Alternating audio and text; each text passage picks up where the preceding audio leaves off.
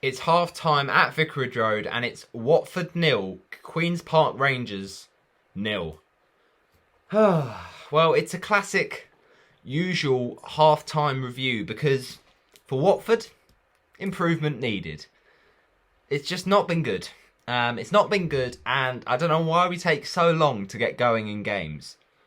We just we take so long to get going, and it feels like we need about 60 minutes to warm up in a game to actually give it a go, and that will definitely stop us from getting promoted because it's just not desirable enough. It's not fast enough. We never start well, and we make the other team look amazing, and the other team puts us under pressure. And we start games just incapable of passing the ball, just so sloppy. Their possession completely outweighing us, and then we're just basically getting lucky that we're not conceding. The amount of times that ball's been whipped in for Charlie Austin, and if we don't deal with some of those and create chances of our own, they will score the first goal, and he's probably the most likely avenue to do that. So to start off with, a really good sliding clearance from William Trooster-Kong. Denied a decent ball in. I mean, Elias Chair, we know he's the threat on that wing. He scored in the reverse fixture, and we are struggling to keep him quiet. Ben Wilmot, who also scored in the reverse fixture, isn't playing today. And it's a bit of an odd lineup, I've got to say, from Xisco Munoz. Not playing Feminina. I mean, maybe he's injured or something, I don't know. But we've changed up the fullbacks today. Ngakia on the left.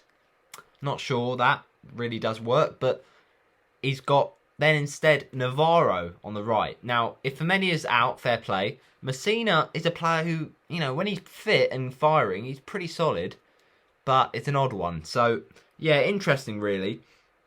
And, you know, with the news that Garner's left and Keener's left and De La Feu has left, you know, we do need a striker. And we are starting to let go of midfielders now. We only have Cleverley, possibly Chalobah, because there was rumours he'd leave, but he's playing tonight, so hopefully it stays.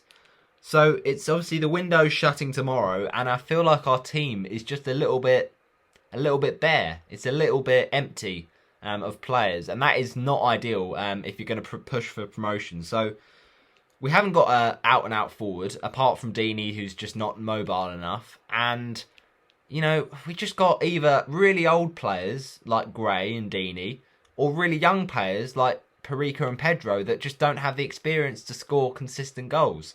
So it's a bit of an issue, and we haven't signed a striker. There was rumours of Mate Vidra. That looks like it's not going to happen. There was rumours of Doniel Marlin, which would have been a great signing, but I don't think that's going to happen. Like, we've just not been linked with anyone. We've been linked with midfielders. We've got Rob Elliott, just because of Foster's injury.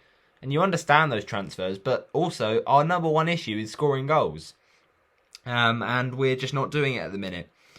But also, we need to actually do the basics, like passing. How hard is it to pass a ball?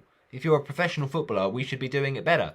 And then secondly, another basic, set pieces. I mean, it's what you practice every day on the training ground. So how hard can it be to just get a ball into the box and try and win a header? Not necessarily win a header, but get it into the danger zone. It's like every single time we have a corner or a cross, we whip it in straight into the goalie's arms. I mean, that's just basics. So we need to sort that out, really. And so far, QPR, or at least for that first 20 minutes or so, QPR were all over us like an absolute rash. They had all the ball. We were sitting back, letting them play and looking nervy. And you wouldn't have thought that we were the home team in that game. Obviously, we haven't got fans. No team has got fans with the current COVID conditions. But the point is, we need to be playing with more authority at home. We shouldn't be cowering into a corner and letting teams play. You know, we're chasing the ball. We're, you know, trying to get the ball back, but we're just not good enough to take it off them. And when we do take it off them, we don't break quick enough. You know, we never do. We're always sluggish, and you know, there's no movement. There's no angles that we're creating. Our Watford, it's always quite rigid in our play, and that does mean we can't really create opportunities down that wing. You know, in a different avenue for a chance to be made. I mean, to be fair, there was a nice 1-2 between Chalobah, Pedro and Tom Cleverley. Cleverley into Pedro, and then the pass from Pedro, the back heel nutmegged the defender. That was absolutely silky stuff. And it comes back to Cleverley. You think, go on, have a hit, and he takes it a bit too far in his dribbling. It's not in the right angle, and therefore he tries to cross it. It's cleared away, and of course the danger is averted. So we do take too long to do things, and sometimes we do need to just shoot outside the box more, because if we can get a rebound, then great. But we just don't really shoot enough. But we have had one moment of promise, one noticeable chance, and that was a ball in and a header from Francisco Sierralta, searching for his first Watford goal. Recently, his defensive performances have been pretty good. We've looked quite comfortable defensively. Troost-Ekong clearing away a few times very well. Sierralta likewise. But we haven't shown enough of a threat going forward. But this chance for Sierralta was a powerful header.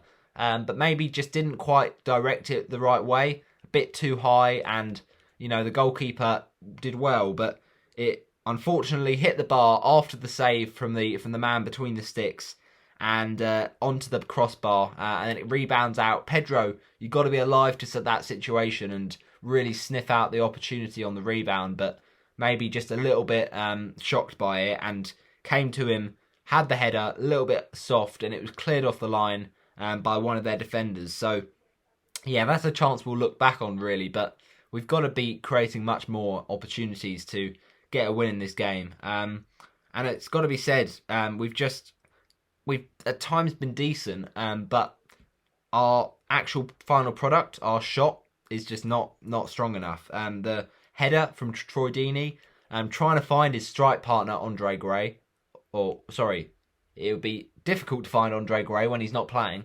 Trying to find his strike partner Joao Pedro with the header, but couldn't quite reach it to him, and it was cleared away. And then right towards the end of that half, a good chance for the Brazilian Joao Pedro. A bit of a looping cross, it's got to be said, from Mark Navarro. He's got to just get that a bit more flat, either drill it or you just set it up and whip it in the middle of the box. But he kind of looped it, and it was one that Pedro had to kind of pedal back as he got there.